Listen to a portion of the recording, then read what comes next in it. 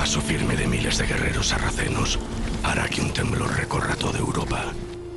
Todos alzaréis la vista y gritaréis: «Sálvanos». Y yo os susurraré: «No, pues todos sois culpables». Los reyes avariciosos que arman sus ejércitos, los papas que desatan guerras, los iluminados que os han convencido a todos de que matar infieles os hará ganar un buen lugar en el reino de los cielos. Los huérfanos, los indigentes y los ermitaños. Cuando el pequeño Artal abandone este monasterio ya será tarde. Ya sabrá todo lo que necesita saber para ingresar en la Orden de los Caballeros Templarios. Jerusalén ya habrá sido conquistada por los cruzados. Miles de muertos mancharán sus calles y cubrirán de odio y rencor las iglesias, las mezquitas y las sinagogas.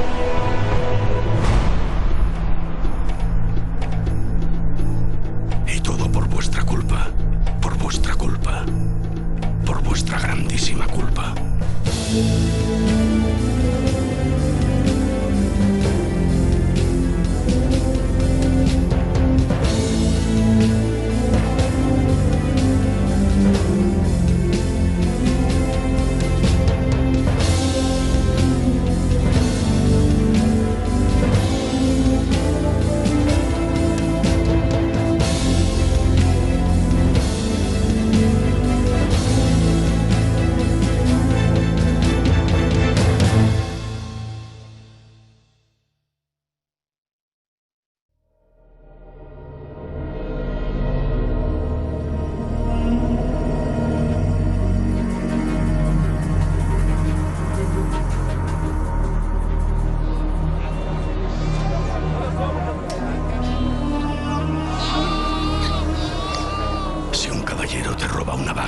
Se la llevará a su castillo, la echará al fuego y esa misma noche celebrará un suculento banquete.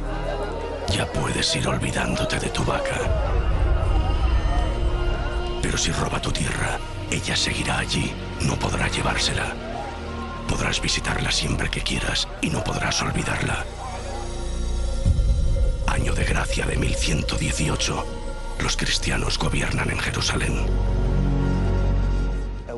La Orden del Templo nació en una época de fe exacerbada por toda Europa. La realidad de la Jerusalén de esta época es un territorio muy confuso, en el sentido de que las fronteras están prácticamente en disputa con los musulmanes, y que disponen los cristianos de muy pocos caballeros y de muy pocos soldados para defenderlos.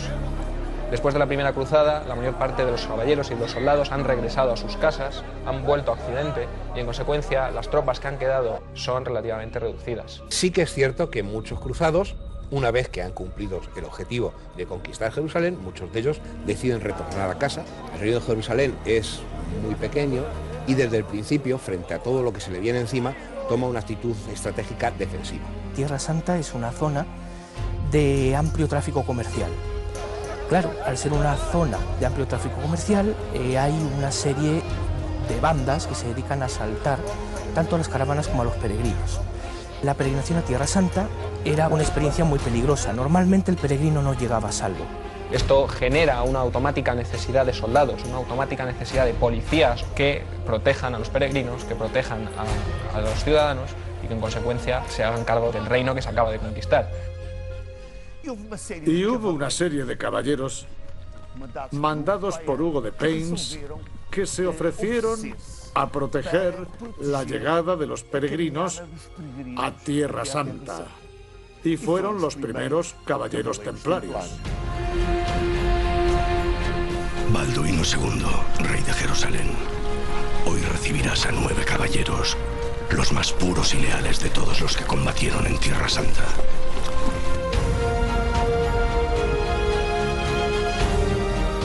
Nueve caballeros que no acuden a ti en busca de un título o de nuevas oportunidades.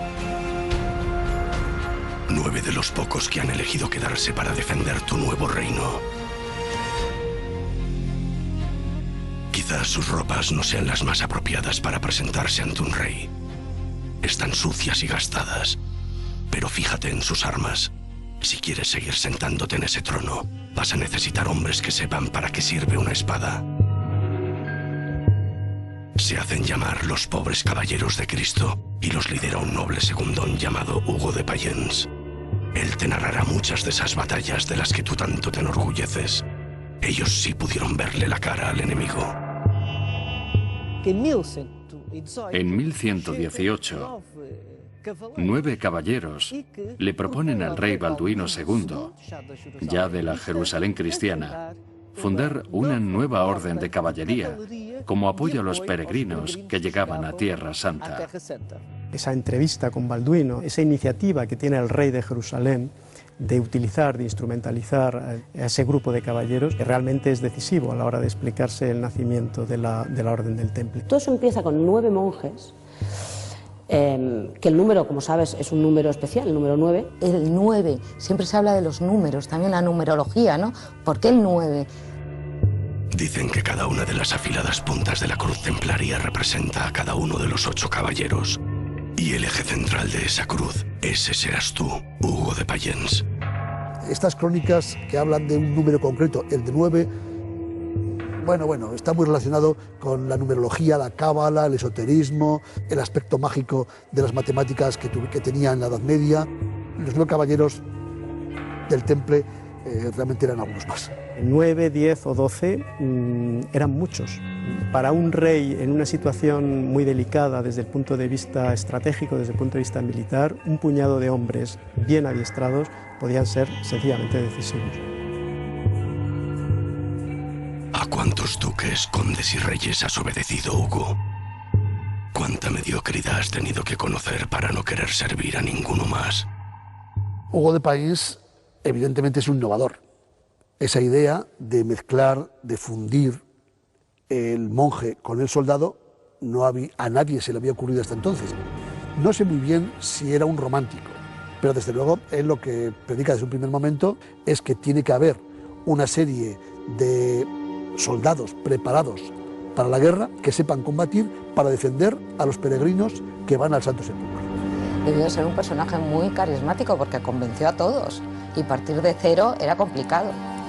Y lo consiguió, sin duda lo consiguió. Balduino II, rey de Jerusalén. Me sangran los oídos al escucharlo.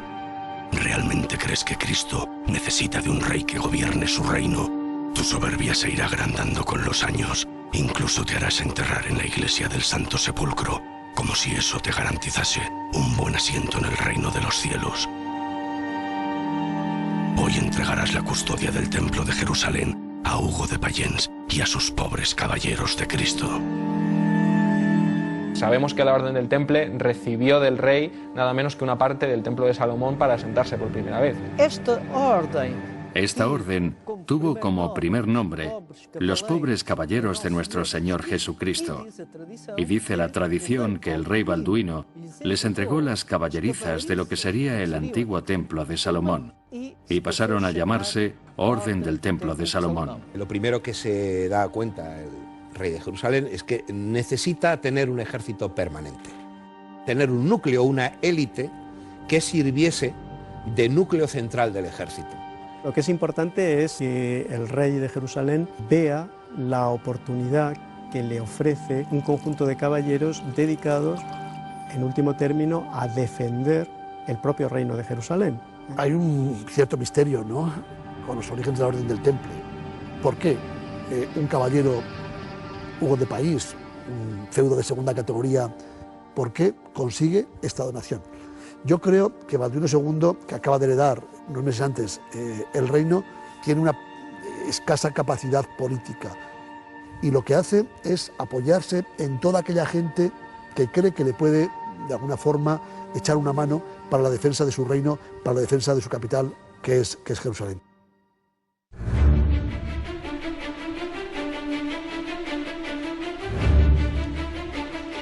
El templo construido por Salomón ha sido tantas veces profanado que el día en el que tú, Hugo, y tus caballeros entráis en él, solo hallaréis ruinas. Porque el templo ya no existía. El templo de Jerusalén fue arrasado. Ya no era el mismo templo de Salomón. Era el cuarto templo que los hebreos construían en Jerusalén. El templo de Herodes el Grande. Este será vuestro templo. Aquí permaneceréis 9 años, los primeros 9 años de los primeros 9 templarios. Y es en esos 9 años cuando se dispara la imaginación, entonces se cree que encontraron el arca, se cree que encontraron la lanza de Longinos. Hay muchas teorías sobre qué hicieron los 9 caballeros templarios durante 9 años en el templo. Lo cierto es que es un enigma.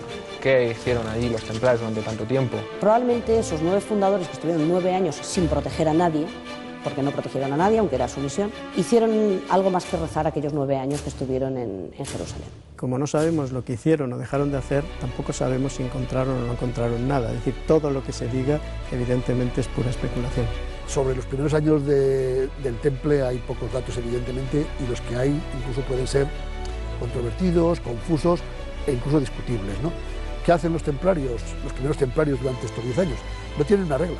No tienen tan siquiera un hábito. Si hacemos caso a algunas crónicas, no tienen ni ropa con la cual vestirse.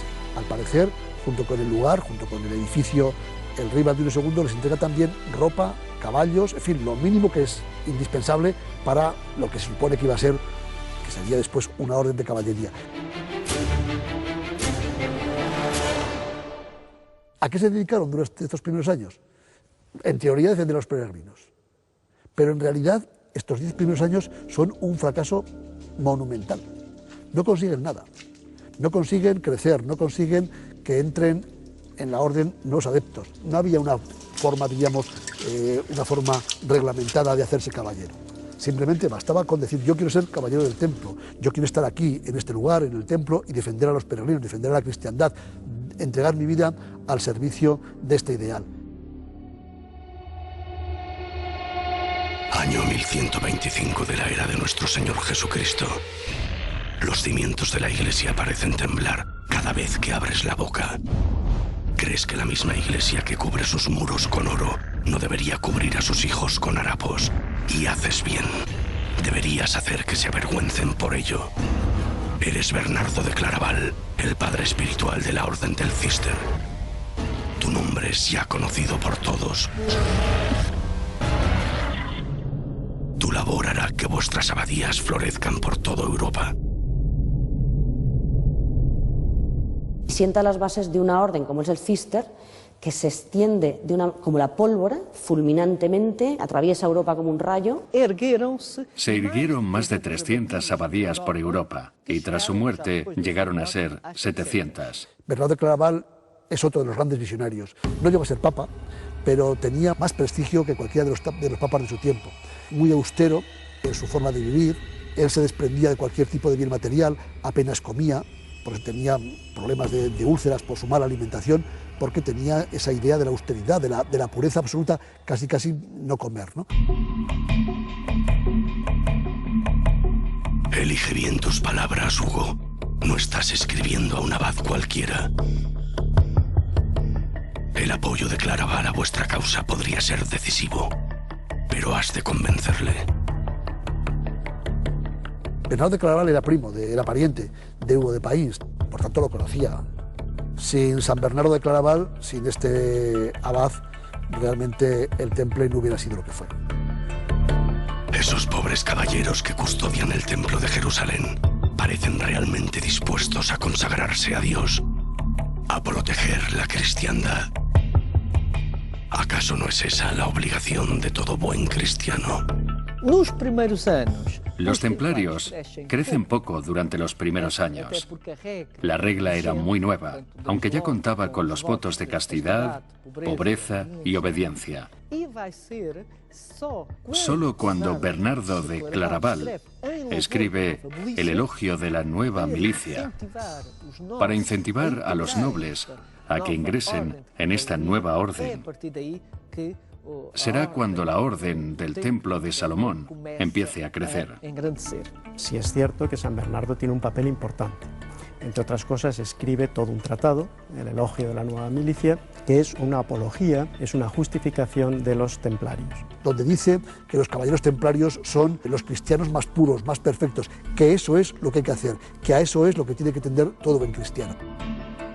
Es el primero que sienta las bases en una larga carta donde explica por qué la necesidad de que los monjes se conviertan en guerreros, cojan la espada y puedan matar. San Bernardo y por tanto Hugo consideraban la Orden del Temple como un cuerpo de elegidos, de personas entregadas a Cristo, entregadas a Dios, que debían empuñar las armas, que no tenían miedo, que eran auténticos valedores de la fe de Cristo, eran sus depositarios, eran nada menos que guerreros que estaban dispuestos a entregar su vida, a convertirse en mártires por la fe. Reviste tu cuerpo con la armadura de acero y tu espíritu con la coraza de la fe. Ese es el verdadero valiente.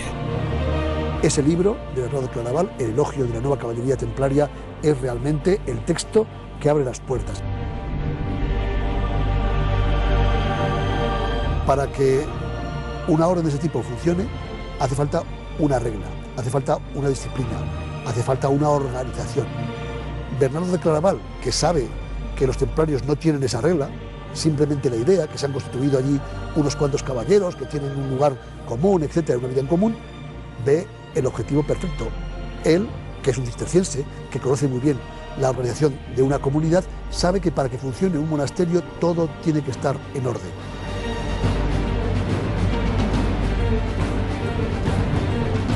¿Qué ocurre, pequeño Ardal? ¿Tan difícil te resulta abandonar este monasterio? No temas.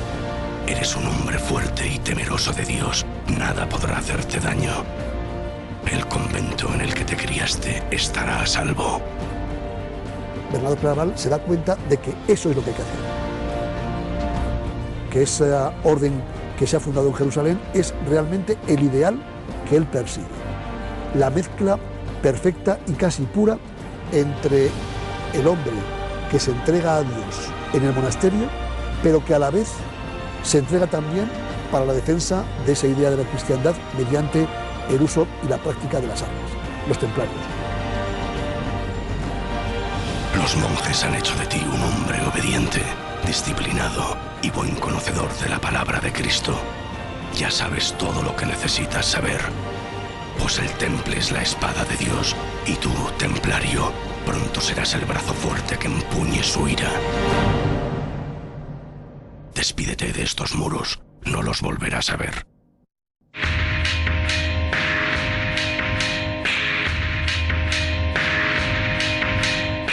Malditos cristianos, no habéis entendido nada. ¿De verdad creíais que el Islam permanecería agazapado? Aún conserváis 4 reinos en Tierra Santa, pero pronto todas las fronteras serán atacadas sin compasión. Cuanto más fuerte gritéis invocando una nueva guerra santa, más fuerte será el eco que os contestará: Jihad. Jihad, que significa esfuerzo por la causa de Dios, puede ser un esfuerzo de tipo militar. Es una forma de guerra santa. El yihad se divide en 2 tipos, el yihad mayor y el menor. El mayor, que es el principal y el más importante, es el esfuerzo por la comunidad. Es la vida dedicada al trabajo y al correcto seguimiento de los ideales musulmanes. El menor, por ello menor y menos importante, es el que se dedica a la guerra, a la expansión de la fe. Y este es el que hoy por día, por desgracia, impera dentro del concepto de la yihad. Da lo mismo que adviertas a los infieles, ellos no creen. Alá ha sellado sus corazones y oídos y tendrán un castigo terrible. Son 2 religiones que pertenecen al mismo tronco monoteísta y que sin embargo están patrocinando un enfrentamiento que a fin de cuentas es el enfrentamiento por el Mediterráneo. Cuando le preguntaron al mensajero de Alá cuál es la mejor yihad, él dijo: la mejor yihad es aquella en la que tu caballo ha sido degollado y tu sangre derramada. Es muy difícil, pero debemos de evitar que nos caigan bien o mal los personajes, porque eso implica un juicio de valor y implica introducir un elemento de juicio, de moral. Los historiadores no somos jueces y no tenemos que decidir quién es bueno y quién es malo, ¿no? Tenemos que explicar una realidad.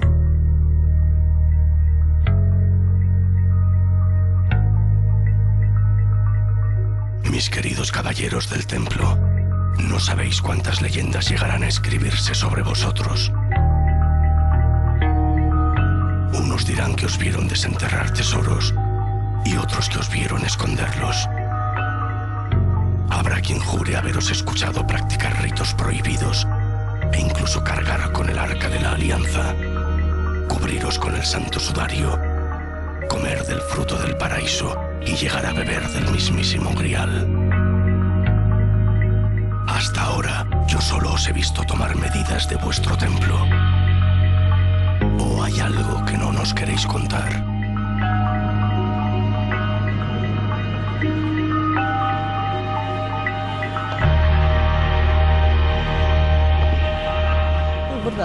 San Bernardo de Claraval incentiva una misión que hoy no sabemos exactamente cuál era, pero sí sabemos que existía un interés en conocer algo del cristianismo primitivo.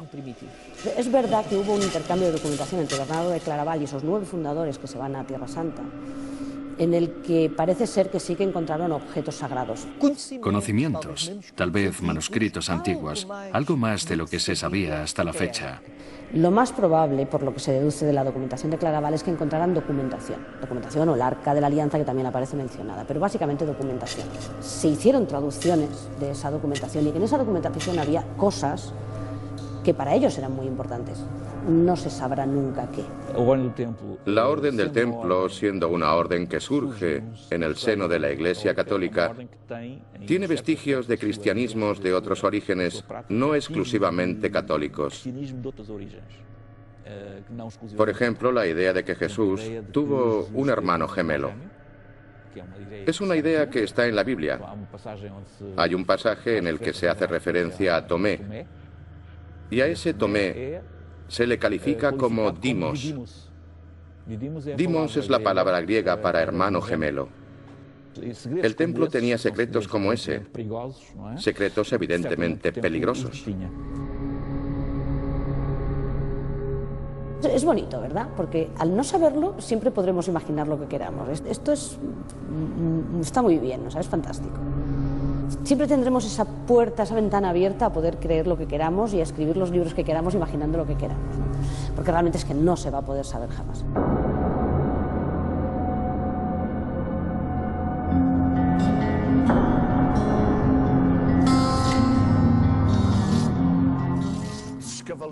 Pasado un tiempo, los caballeros de la Orden del Templo ya habían liberado todos los caminos de los ataques que mercenarios y musulmanes perpetraban contra los desgraciados que iban hasta Tierra Santa para pisar el mismo suelo que Jesucristo pisó.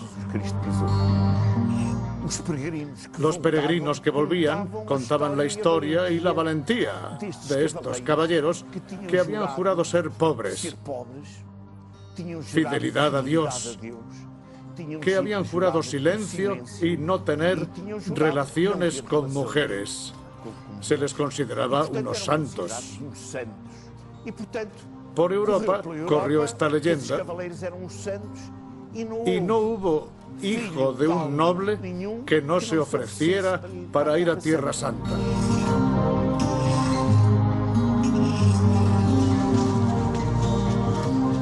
Bien, bien, Hugo. Veo que por fin lo has entendido. Es el momento de que regreses a Europa y recojas el fruto de todas esas leyendas que has sembrado. Dime que no echabas de menos el olor de estos bosques. Ya no sois 9 andrajosos caballeros que escoltan caravanas de peregrinos a Tierra Santa. Te has labrado muchas y muy buenas amistades entre los poderosos. Bernardo de Claraval se deshace en elogios hacia tu milicia. Los nobles inculcan a sus hijos esos mismos valores y los reyes desean conocerte. Te aseguro que todo el mundo escuchará alguna vez las valerosas gestas de Hugo de Payens y sus templarios. Inicialmente lo que él hace es volver efectivamente a Occidente para recabar esos apoyos y para proceder a una institucionalización y a un reconocimiento oficial por parte de la Iglesia occidental. Ahí está el Concilio de Troyes.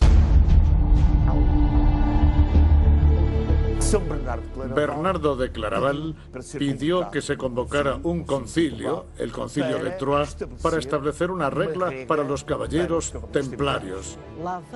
Llega esa comitiva dirigida por Hugo de Payns.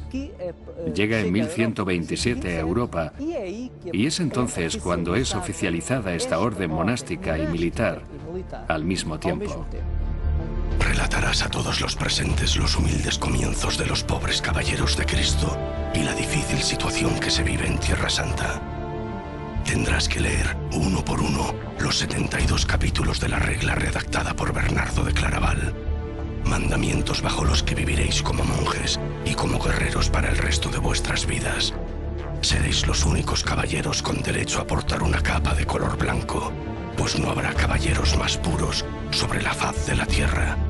No tendrás que obedecer a ningún reyezuelo nunca más. Los templarios solo obedecerán a Dios y a su representante en la tierra, el Papa. El Papa permitió que se llevara una cruz roja sobre el manto blanco, una cruz de color rojo que simbolizaba la sangre de Cristo. El fuego del Espíritu Santo asciende sobre el blanco de la pureza. Para mí el rojo no representa solo el sacrificio, también representa el fuego del Espíritu.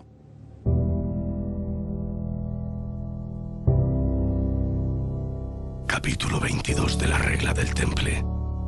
Los caballeros llevarán siempre hábitos blancos. No le estará permitido a nadie más que a los nombrados caballeros de Jesucristo.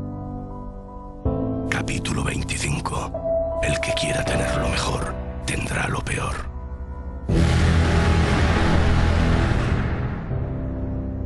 Capítulo 70. Se evitará la envidia, los celos, la murmuración y las confidencias como si fueran la peste.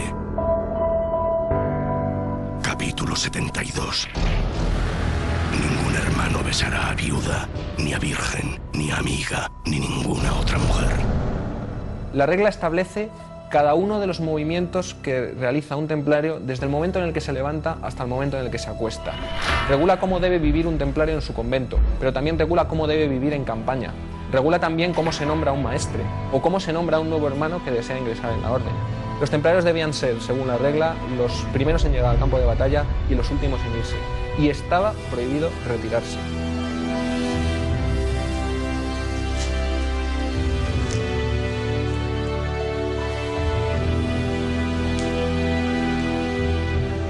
Venerables hermanos, habéis dicho adiós eterno al mundo. No temáis a la aproximación del combate y estad listos para recibir la corona del mártir. Tomaré el cáliz de la salvación e imitaré en mi muerte a la de nuestro Señor. Porque Cristo dio su vida por mí y yo estoy preparado para dar mi vida por Él.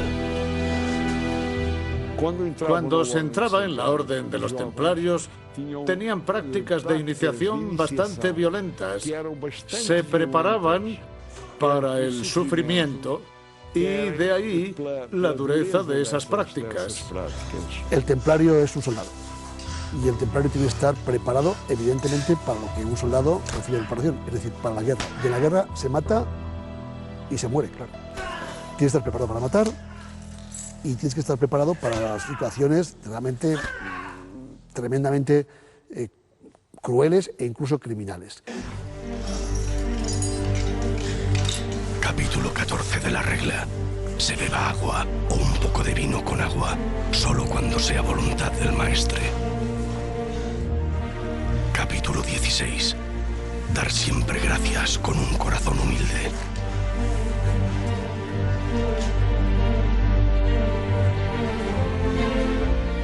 El caso de esas torturas que se podían llegar a hacer sobre el nombramiento podían ser comprensibles como condicionamiento ante lo que les podía esperar en caso de caer prisioneros. Un templario recibía un estricto plan de formación que pasaba por una serie de circunstancias que anulaban en cierto modo su personalidad, su propia forma característica individual de ser de cada uno de ellos. Se convertían en instrumentos absolutamente fríos de una maquinaria que era la orden del tiempo. Queda esa imagen del caballero templario como una especie de máquina de matar, de máquina fría, que cumple a rajatabla y de forma absolutamente ciega las órdenes de su maestre. Capítulo 18 de la regla. Sed puros, porque yo soy puro. Sed santos, pues yo soy santo. A mí me da la impresión de estar en presencia de unos soldados parecidos a esas películas que hemos visto de los marines norteamericanos que les lavan el cerebro y que se convierten en verdaderas máquinas de matar. La Orden del Temple era una auténtica unidad militar de élite, donde había dos rasgos fundamentales que la diferenciaban del resto de caballeros feudales, y era una obediencia y una disciplina absoluta. Caballeros que renuncian a todo, al dinero, a la fama, a la fortuna, por un ideal, en función de unas órdenes con las cuales, pues evidentemente ahora yo no estaría muy de acuerdo.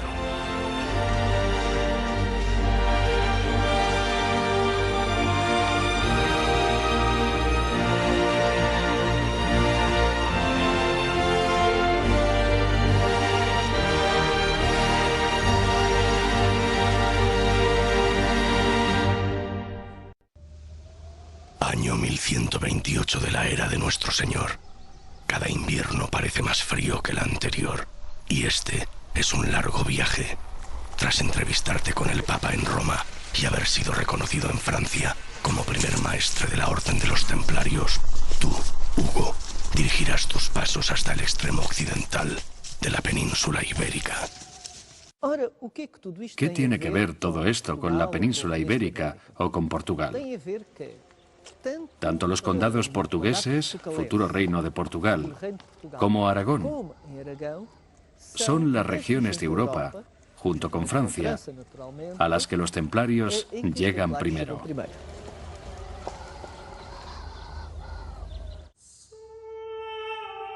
Doña Teresa, condesa de los condados portugueses, te has aficionado tanto al poder que no soportas la idea de no hacer siempre lo que se te antoje. ¿Qué es lo que tanto te ha atraído de estos caballeros? ¿Acaso no sabes que han jurado castidad de por vida?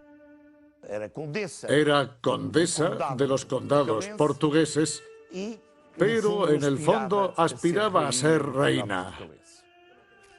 Era una mujer decidida, una gran diplomática. Creó intrigas de todo tipo entre Galicia y León. Se cree que los templarios podrían haber llegado incluso antes del Concilio de Troyes, en el año 1126, pero de lo que no hay ninguna duda es que en 1128 Doña Teresa les donó el castillo de Sur. El primer castillo de la Orden del Temple no se edificará en Tierra Santa, sino aquí, justo en la frontera entre el Islam y los condados de Doña Teresa de Portugal. Este será el primer castillo templario. El primer lugar será una parte de la frontera entre la Lusitania ocupada por el Islam y la parte ocupada por los cristianos, los condados portugueses, que tenían su frontera sobre el río Mondego. A diferencia de otras donaciones que recibieron los templarios en Europa, en la península ibérica, las donaciones tenían otra misión. Mientras en Europa su función era la de recaudar fondos, en Portugal su misión era fundamentalmente la de participar en la cruzada ibérica, porque al mismo tiempo que había una cruzada en Oriente, en la península ibérica, que estaba ocupada por los musulmanes en un 90%, también existía este espíritu de cruzada. Inicialmente, la misión de los caballeros fue la de proteger a los peregrinos, pero luego cambió y pasó a ser la de proteger también los territorios. Y es entonces cuando se instituyen como una orden auténticamente militar, como un ejército.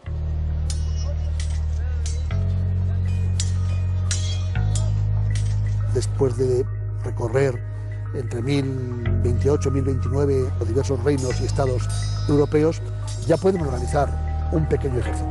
Ya no es ese grupo de 10, 15, 20 caballeros que no tienen posibilidades económicas, que no tienen casi ni caballos, ya tienen una operatividad militar extraordinaria. Han recibido una gran cantidad de donaciones por todas partes, en Francia, en Escocia, en Inglaterra, en Portugal, donaciones en dinero, pero también donaciones en rentas, donaciones en tierras. Esta avanzadilla de los templarios vuelven a Jerusalén, ya vienen cargados de riquezas.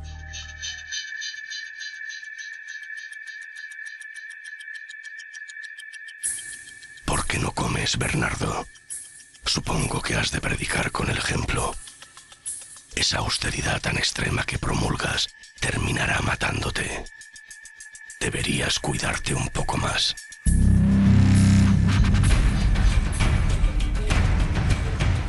Año 1143 de la era del Señor. Los cristianos aún conservan 4 pequeños reinos en Tierra Santa. Pero Edesa, el más desprotegido de ellos, hoy mismo cambiará de bando.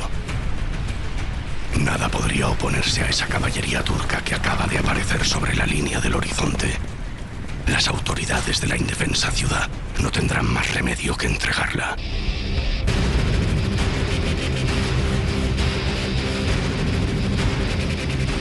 Nada más conocerse la noticia en Roma, el Papa Eugenio III pedirá ayuda a todos los reyes de la cristiandad.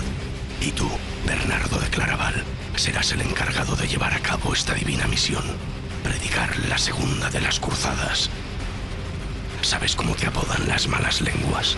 Boca de miel, porque no hay nadie sobre la faz de la tierra a quien no seas capaz de convencer.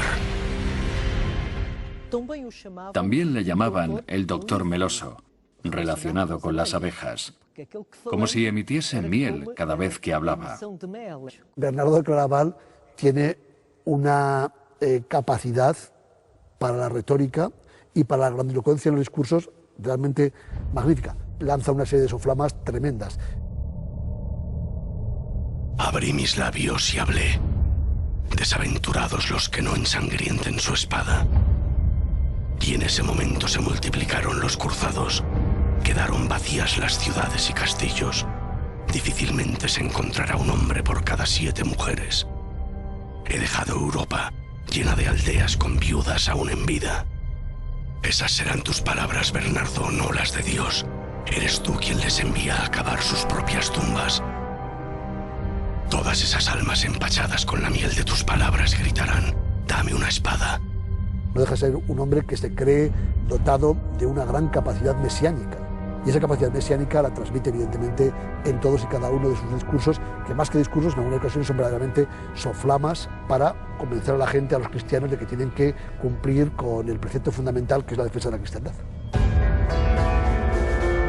2 gigantescos ejércitos de más de 70.000 hombres cruzarán Europa y se reunirán en Jerusalén. No han hecho este largo viaje para conformarse atacando pequeñas ciudades. Y el rey Balduino y sus temibles caballeros templarios pronto les convencerán de que, juntos, podrían partir hacia Damasco y conquistarla. La capital siria sí sería un excelente botín. Pero Damasco estará esperándoles. Las huestes del Islam ya saben cómo vencer a los cruzados y lo volverán a hacer una vez más. Tras 30 días de combate tendrán que retirarse con el rabo entre las piernas. La segunda de las muchas cruzadas que están por venir será un completo desastre para la cristiandad.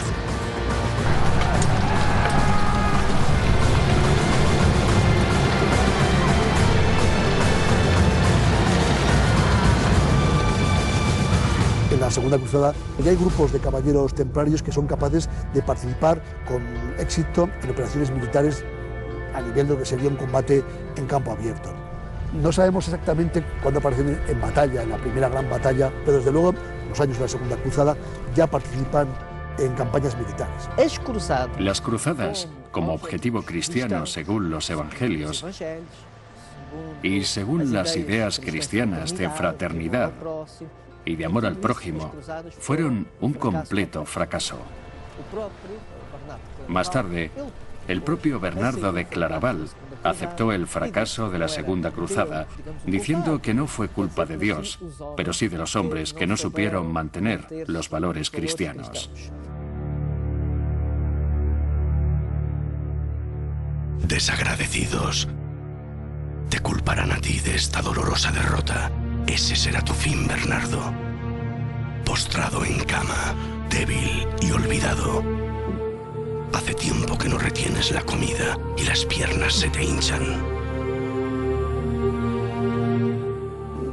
Desde luego, San Bernardo de Claraval no es un cualquiera y su orden no es cualquier orden. Marcó unos siglos fundamentales de la historia de toda Europa.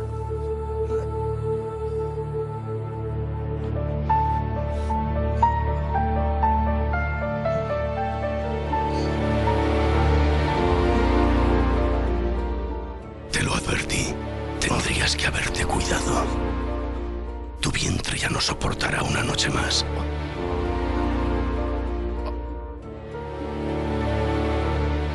Serás canonizado, así que, culpable o no, todos tendremos que llamarte San Bernardo de Claraval.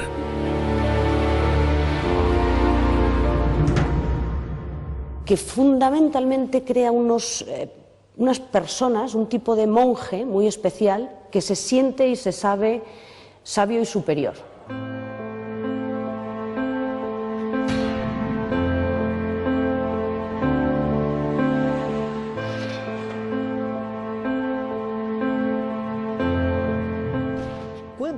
Bernardo de Claraval dice que son caballeros y también monjes, místicos, y que realizan un doble combate. Un combate contra los infieles, contra los enemigos de Europa y de la cristiandad, y un combate contra los enemigos invisibles. Un combate contra un demonio interior. Es muy importante saber que los templarios tenían un ideal que no solo era de guerra física, sino que había un ideal con objetivos espirituales.